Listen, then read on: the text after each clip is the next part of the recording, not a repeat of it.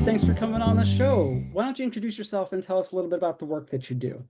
Hey, John, thanks so much for having me. I'm really excited about this. My name is Rob Resnick. I'm the Director of Learning and Development at News Corp.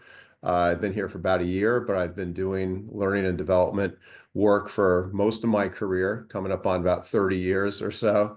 A lot of leadership development, manager training as part of that, and various functional programs that we put in place. Part of HR typically. And so we Okay. connect a lot with colleagues there to find out where we can make the most impact. All right. Wow. A 30-year career in learning and development.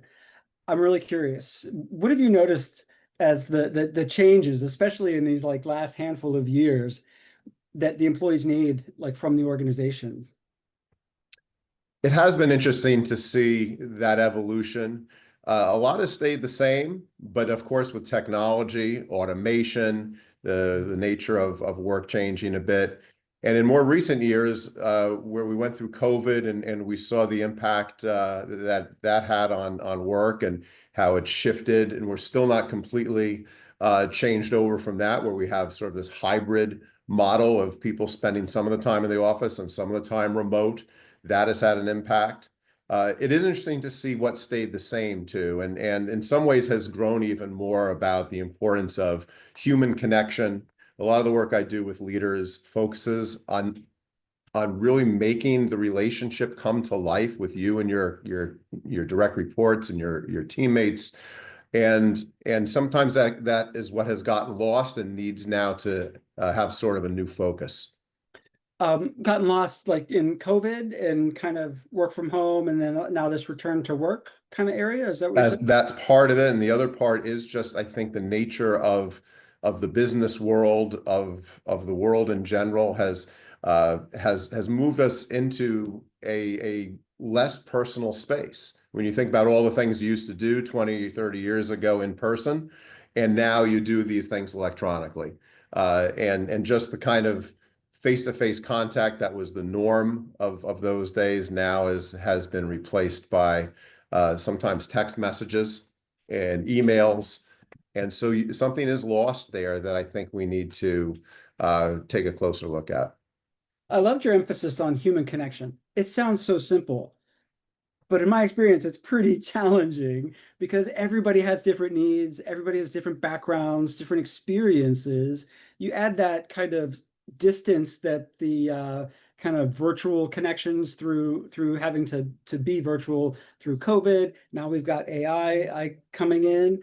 How do you incentivize or train leaders to invest in that human connection when the pressure's on and workloads are stacking up and resources are shrinking?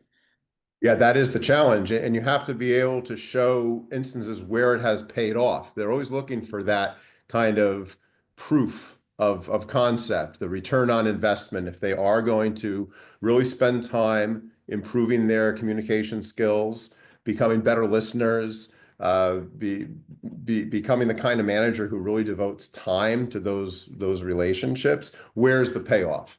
And so you have to point to cases where it really has made a difference, and then where it can go really badly wrong when you don't do it.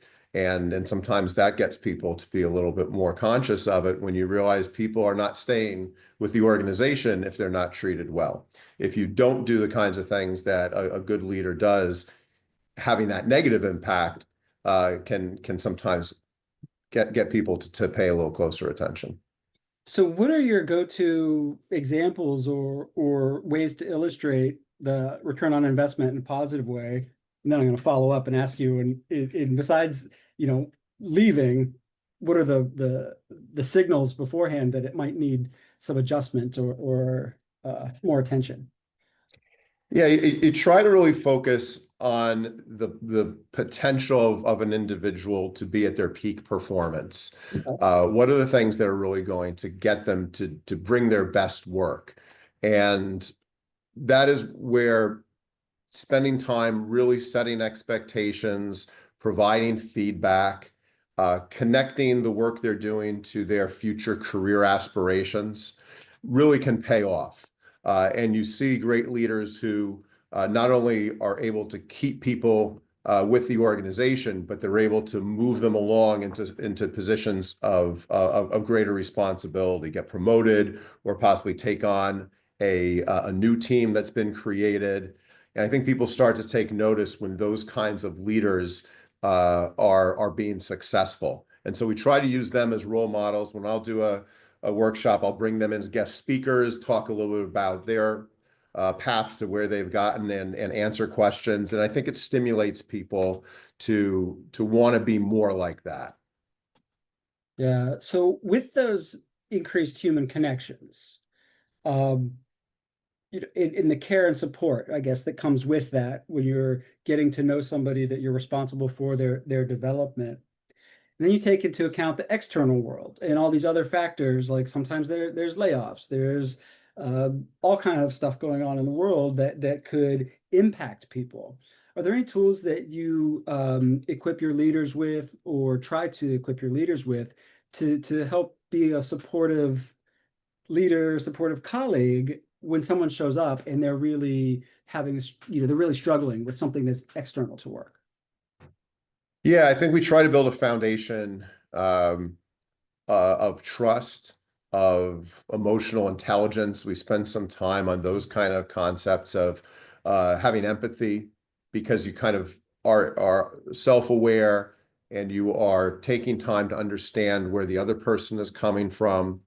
Uh, that's sort of the baseline there that you really want to work from, so that your interactions are not ones that are coming off as one directional of directorial, saying, just do this and don't ask questions, kind of an old, management model. It really is more based on dialogue, on listening, on appreciating another person's experience. And you mentioned kind of people coming from different backgrounds. This is where some of the DEI work of the past few years, which I know is now starting to maybe ebb a little bit. You don't see as much of it, but some of those focuses that were placed on inclusive leadership, on empathy, on truly trying to put yourself in the other person's place before you pass judgment, on having more awareness of your biases. A lot of Mm. that is very valuable to set that foundation so that you then are able to be supportive, particularly in times of difficulty, like layoffs, like big organizational change, some of the things that you were talking about. Yeah, absolutely. So we started down this path kind of on that, like how, like getting it right. Like what are the indicators that human connection, or that ability to be supportive and open and have that type of leadership style that you're looking for? What are the indicators that it's not working? Yeah, you can tell by some of the drop in engagement, and that'll come across in some of those surveys that we'll do. You typically do annual surveys. Sometimes you'll do a second kind of pulse survey. And it does show up, even though there's sometimes a limit in candor. Some people don't want to answer it, but you get enough of a read, I think, on the people who are being candid to see that you're not creating that environment that people really want to be in. And then there's the numbers of attrition, of people Yeah. leaving, where that shows up. And then sometimes it will actually show up in your financials, and companies not performing as well as they were when people were in a better place. A lot of times it's hard to connect it exactly, but you tend to get a feel, and that will influence some of the decisions that are made along learning and development and leadership development, to really want to make that investment. That's how my career has typically gone, where a lot of times a new position is created, or an elevation of a prior position. Say, we need to really focus more attention on leadership development. Let's bring someone in to really Yeah. focus on this. And that's where a lot of times my work begins with a new organization. That's great. That's great. So on engagement, we've heard that, being able to kind of see a path to grow, having opportunities to gain new experiences, clearly learn new skills, but then also to climb the ladder, to have opportunities to take on bigger jobs, bigger roles. Um,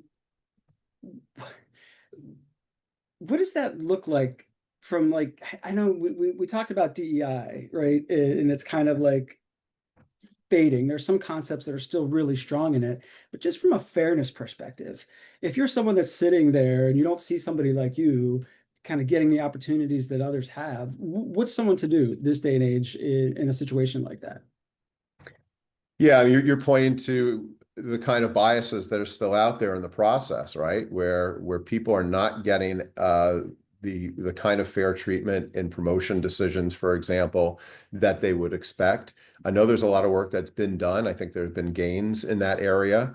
People do look at those numbers to make sure that there's not discrimination happening, but there still are opportunities there to, again, be a little bit more conscious of those things that are unfair. One of the things we'll do in the workshops that I've led around delegation, for example, is when an individual has more than one person reporting to them, to really be conscious of who they're delegating which tasks to.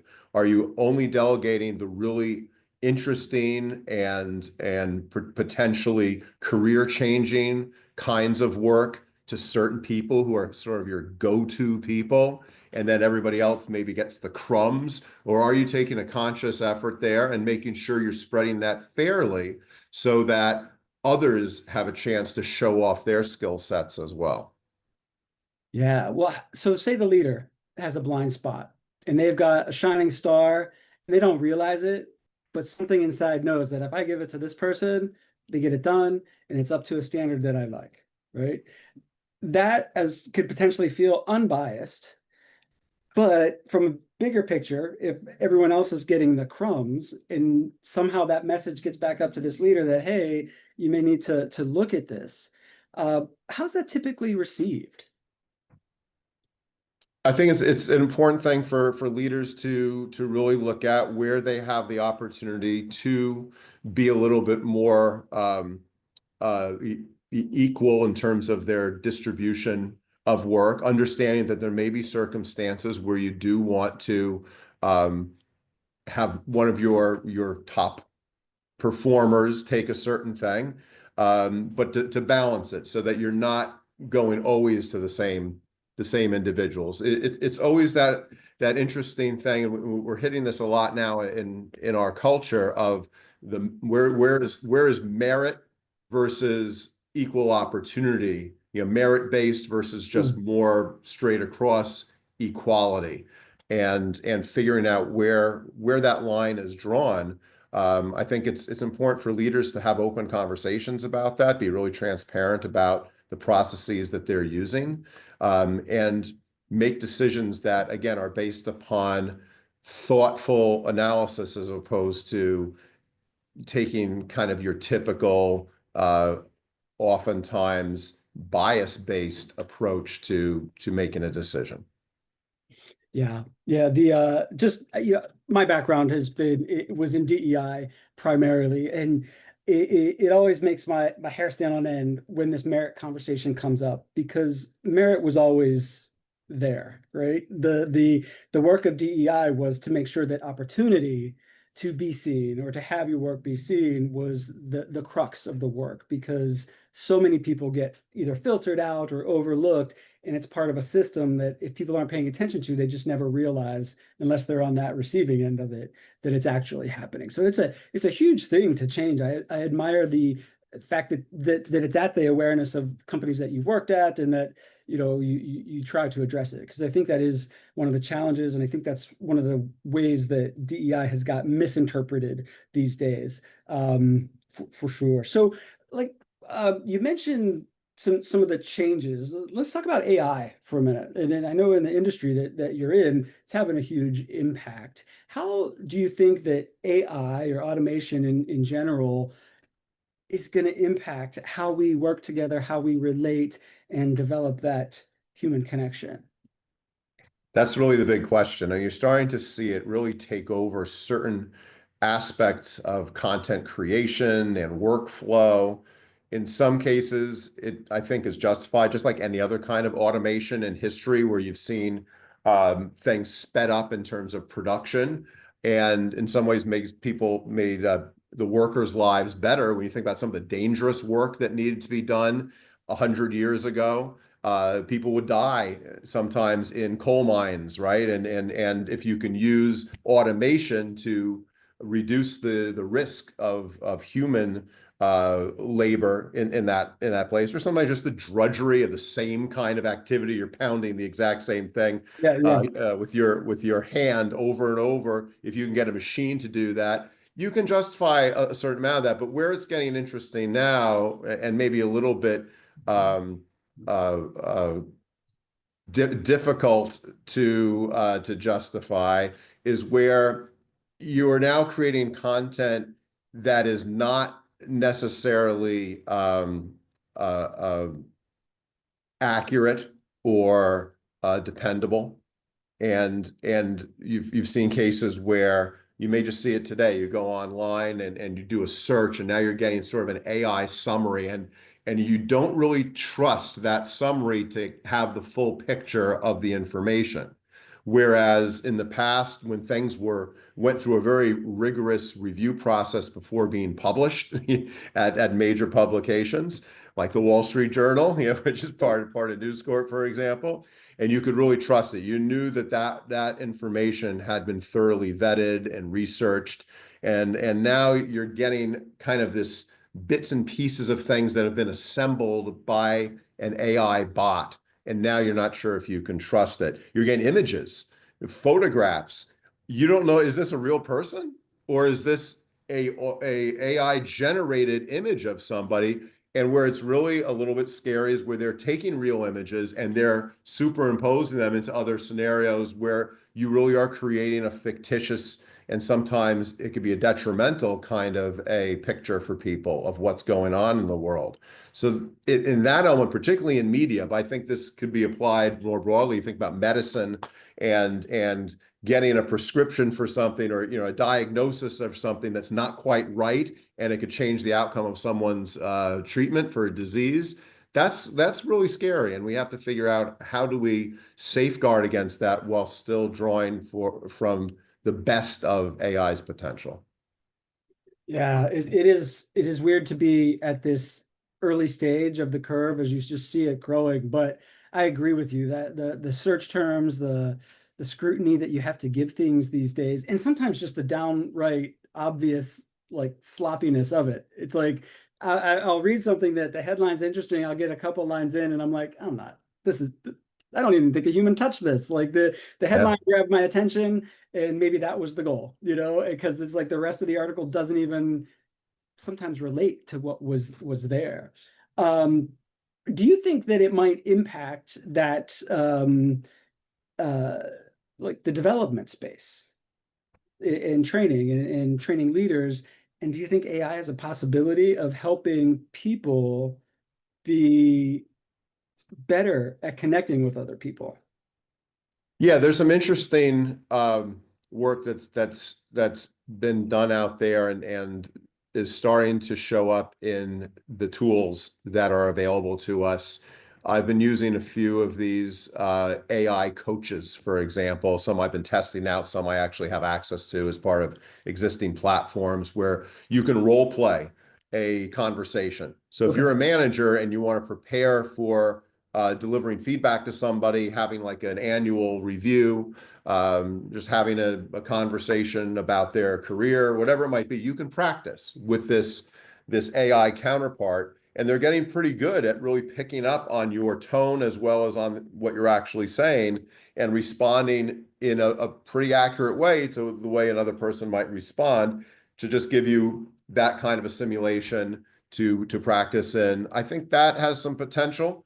I think there are other sort of simulation activities that I've seen that are pretty cool, that people can go and use to supplement some of the other kind of learning that they get, either on the job or in programs like the ones that I run. Yeah, that's an interesting perspective because one of the things that I've noticed, especially on the ways we interact and lead across various dimensions of difference, whether it be generational, gender, LGBT status, cultural differences, there's not a space that's safe to really practice and play and get that right. And I've noticed that a lot of leaders either freeze up or retreat rather than lean in and potentially get it wrong and the fear of being canceled or labeled or stuck with that.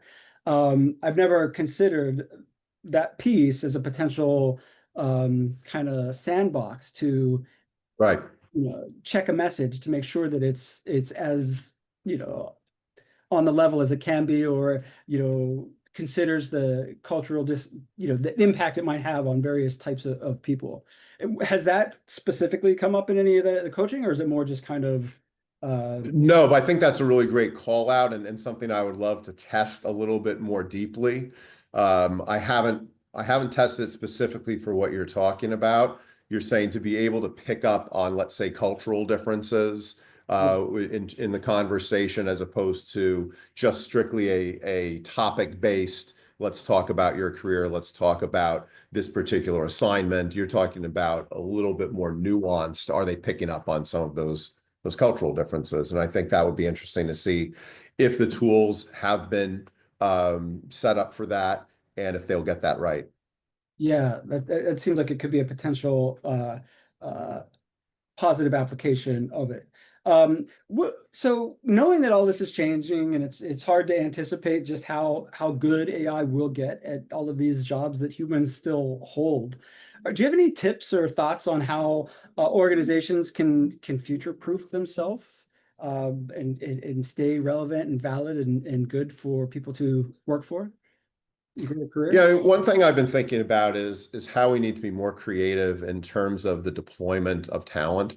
And I haven't seen a lot, at least in the places I've worked, where they're really getting to be sort of cutting edge and experimental with some of things. So just for example, the idea of job sharing, where you might have two people sharing a job, and that would free them up to do other things in their lives. Sometimes you get people who have situations they want to work only a portion of the time, and their opportunities are very limited. So then you say, well, I got to leave this job, I got to find some part-time thing, and a lot of times they don't structure jobs as much as part-time jobs.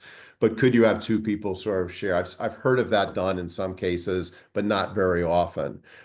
People who are at the retirement age, rather than them retiring completely, could you have sort of a semi-retirement where they do some work for a while as they kind of gradually taper off and spend less and less time? The use of sabbaticals, extended parental leaves, more opportunity for volunteer work, all these things that could kind of provide a more dynamic kind of workforce with different players doing different things, still being involved, but maybe not in the traditional way. If you start to have AI replacing certain positions as they're expecting they will be, there could be ways you keep people employed, you keep people engaged in the organization, providing value, especially people who've been there 30 years. Why just, write them off, push them out? Why not find a place for them, even if it's in a limited kind of a capacity? Mm. I like the way that sounds. It does always seem like a huge loss when someone with so much institutional knowledge just hits a certain age or they're out and that's it. Instead of, this approach, which would allow you to tap into periodically some of that stuff that might be completely lost or missed by something that's either not human or early in their role. Exactly. And I think that there's an opportunity for people in my kind of a role to really get more involved with understanding skill sets that are already in the population and matching them more effectively with roles that are either changing or brand new ones that come in, and have a better internal kind of redeployment of talent, as opposed to what seems to happen more and more these days is, if a person no longer fits this role, let's just eliminate the role and then eliminate the person with it. And then when we create that other role, and it could just be a few months later, then we'll go outside and we'll hire someone for that. It just seems a little wasteful when you have good talent, people who've been performing, they are culturally connected to the organization. they are motivated, they like the organization. Why not find another place for them? I think we could be much more skilled at doing that. Mm, I think so too. So from your learning and development perspective, to any of the like emerging leaders coming up, what would you say the top few skills are for leaderships or for leaders to develop? I think it's those core ones we talked about of being able to build trust, having emotional intelligence, real communication skills, listening, asking good questions, acknowledging people, influencing. I think motivation is an important element of finding out what really gets people excited and inspired about the work that they're doing. That career development aspect of it is very important. And being able to delegate work, provide feedback. These are all the kind of skills I think make good leaders. And then the next level above that are the real strategic business pieces that I think we need to do a better job at, of helping people learn. A lot of it is just done, I think, sort of on the job, and here's where AI can come into. I mentioned sort of simulations. I've seen some really cool simulations, leadership simulations that they throw people into, and they're kind of competitive, has a nice little thing where you play up against other colleagues and get scores and all of Yeah. that. And they really put you in the position of, let's say you have a business that's going through a major organizational change. What are some of the things that you would do? And let's see how that would play out if you choose to, let's say, invest this amount of your resources in this part of the company versus another. How would that play out? And what are the pros and cons of the decisions that you're making there? Yeah, it seemed like it would be a good opportunity to identify or make clear to the person where some gaps are, just but in a way that's low stakes, as a game or a simulation. That's right. And it also shows the importance of investing in the people side of management, not just in the business side. So it also helps you see where you need to spend some time with things like training and career development and motivation and all of that, as well as on the business side, some of the financial decisions you have to make, some of the strategic decisions you're making. All skills. I was thinking that you would be able to be whittled down to two or three. That was quite the laundry list, but as you spoke them out, every one of them seemed very relevant. And I bet you we could go into a deep dive on why each one of those skills is important in these days. But we have come up against time, and I want to thank you so much for sharing your time and your wisdom with us today. It's been a pleasure, John. Thanks so much for inviting me.